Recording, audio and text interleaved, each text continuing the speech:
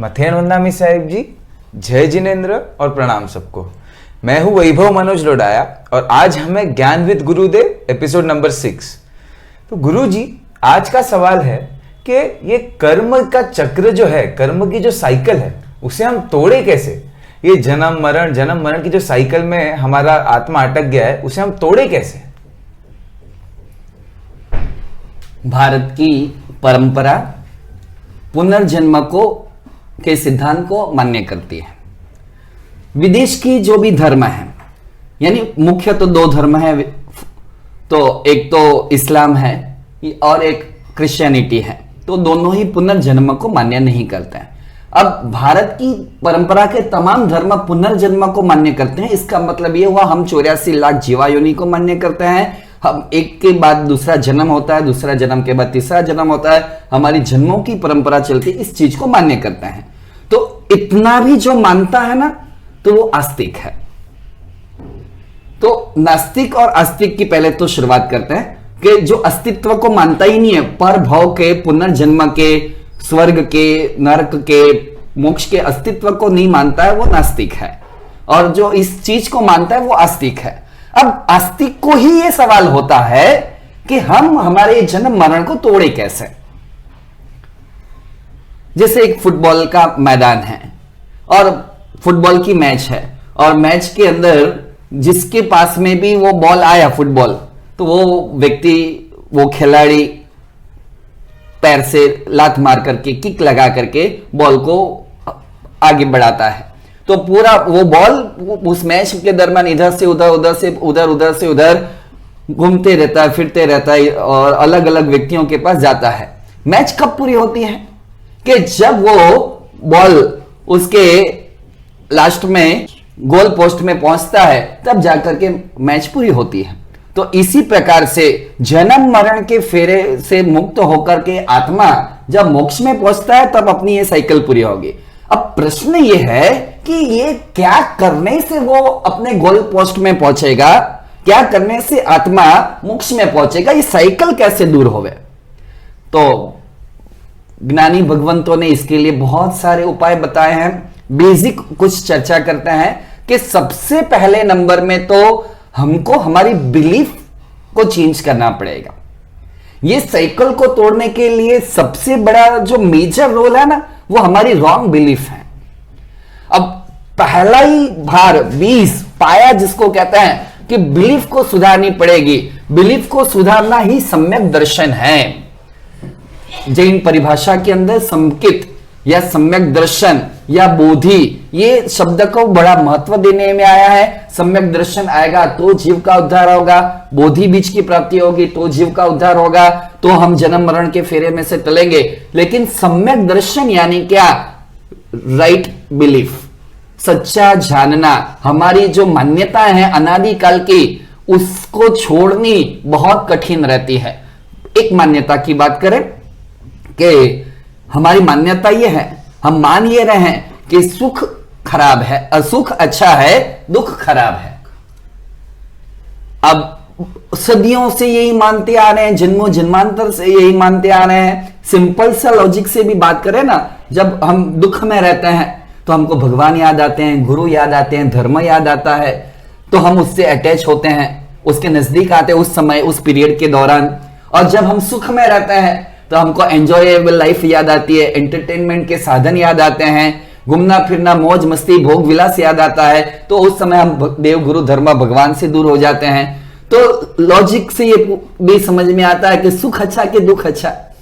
आत्मा के लिए तो जिससे हम और धर्म से नजदीक आए वो चीज अच्छी है, लेकिन हमारी जन्मों जन्मांतर की मान्यता ये है, और उसी मान्यता के आधार पर हम जीवन भी वही जी रहे हैं। सुख को पाने का प्रयास कर रहे हैं और दुख से छूटने का, दुख से बचने का प्रयास कर रहे हैं। तो ये जो मान्यता है ये मिथ्यात्व है, और इसकी विपरीत की मान्यता है दुख अच्छा है, क्योंकि मेरे कर्मों को तोड़ता है, वो मेरे पाप को हिसाब किताब पूरा कर देता है। तो जो मैंने पाप कर्म किया है, दुख आया, उसका हिसाब किताब क्लियर हो गया, मैं उस कर्म से मुक्त हो गया। कर्म से मुक्त होने की प्रक्रिया में आगे बढ़ते बढ़ते ही तो जन्म मरण के फेरे छूटेंगे। तो जिसको वास्तव में भव का भय लगा है, भव चक्र का कि अब मुझे रोटेशन नहीं करना है, जन्म मरण के फेरे नहीं करना है। पहले नंबर में तो भव का भय लगना चाहिए। आज भोग विलास की इस दुनिया के अंदर किसी को भव का भय ही नहीं लगता है। तो अपने यहां तो संवेग और निर्वेद शब्द है, तो ये शब्द की परिभाषाओं को देखेंगे तो पहले नंबर में तो भव का भय होना चाहिए कि नहीं, मुझे ये रोटेशन से बचना है, अब मुझे जन्म मरण नहीं चाहिए, अब मुझे अटकना है और भटकना नहीं है। तो ये भाव जिसको जगेगा वो व्यक्ति क्या करेगा कि उस व्यक्ति अपनी मान्यताओं को चेंज करने का पहले तो उनको पुरुषार्थ करना चाहिए। पहले नंबर में उसको ये नक्की करना है, उस मान्यता के आधार पर जीना है कि दुख अच्छा है, मेरी लाइफ में जो भी दुख आ रहा है मैं उसको वेलकम कर रहा हूं, मैं उसको स्वीकार रहा हूं और उस दुख में मैं समता से मेरा जीवन यापन कर रहा हूं। उसमें आर्त ध्यान नहीं, उसमें रौद्र ध्यान नहीं, मैं उस घटना को, उस परिस्थिति को, वो जो हमारा नेगेटिव टाइम पीरियड है, बहुत ही अच्छे से परमात्मा भक्ति के अंदर, भगवान के नाम स्मरण जाप आदि के अंदर और मेरे पूर्व कर्मों का विचार करते हुए, किसी भी व्यक्ति को दोष ना देते हुए मैं मेरे दुखों को भोग लूं, दुख अच्छा है ऐसा मानना और सुख बुरा है ऐसा समझना कि जितना जितना मैं सुख के पीछे दौड़ रहा हूं ये मेरी अतृप्ति को बढ़ाने वाला है, मेरी अशांति को बढ़ाने वाला है, मेरे कर्म बंधों को बढ़ाने वाला है, मेरे संसार चक्र को बढ़ाने वाला है। ये मान्यता पहले मन में, फिर वचन में और फिर काया के स्तर पर प्रैक्टिकल लाइफ में ये जितनी दृढ़ होती जाएगी तो उसमें से वैराग्य प्रकट होगा।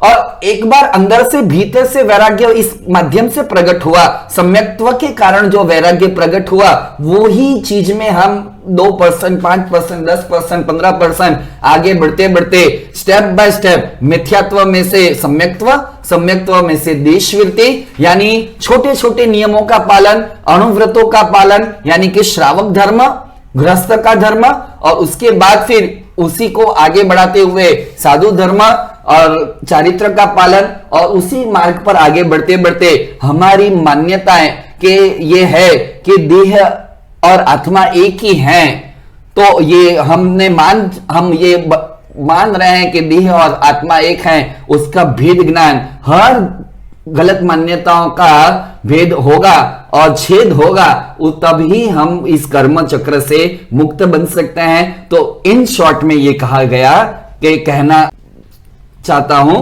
कि हमारी मान्यताएं जो हैं वो एक अलग बात है, परमात्मा के शासन को समझें, उसके शास्त्रों को समझें, उसमें से सत्य क्या है उसको जाने और हम उस सत्य का स्वीकार करते हुए अपनी मान्यताओं को बदलें, मान्यताओं के सहारे पर वैराग्य को पुष्ट करें और वही वैराग्य परंपरा से आगे जाकर के हमारे ये जन्म मरण की जो जंजाल है, इस जंजाल से मुक्त होने का मार्ग है। तो गुरुजी के इस जवाब के बाद हमें और आप सभी को ये जन्म और मरण की साइकिल को कैसे तोड़ना, उसका जवाब मिल गया है। पर फिर भी अगर आपको कुछ ऐसे सवाल हैं तो आप हमें संपर्क कर सकते हैं इस नंबर पर। ज्ञान विद गुरुदेव, हमारे सवाल गुरुदेव के जवाब। जय जिनेंद्र, प्रणाम।